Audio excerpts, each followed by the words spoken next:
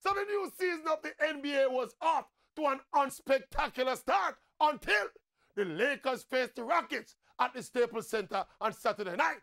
Oh, and the fight involving Rajon Rondo, Chris Paul, and Brandon Ingram, all multi-millionaires plying their trade and not little boys in the schoolyard fighting for the marbles. And yes, we know it sends the wrong message to the youngsters about how they should settle their disputes and differences and blah, blah, blah. But me not lie. Me like it. This Chris Paul Rondo situation, though, is a long-time point guard war dating back over a decade. And it flared up when Rondo spit in Chris Paul's face. CP3 lost his cool, spawns off Rondo's face, and then the punches start to fly. Even Floyd Mayweather Jr., who was in the building, looked quite impressed.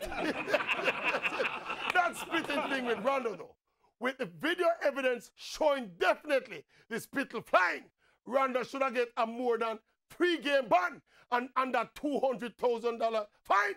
Oh yes, compared to CP3, who got a 3-match ban and over $500,000 fine, and Ingram, 4 matches and under $200,000 fine. Fighting is one thing, but that spitting thing is gutter behavior. Rondo should have get at least a 5-match ban. Eventually, though, the peacekeeping forces led by LeBron James intervened and parted the fight to spoil my enjoyment. Oh, it was great adult television while it lasted.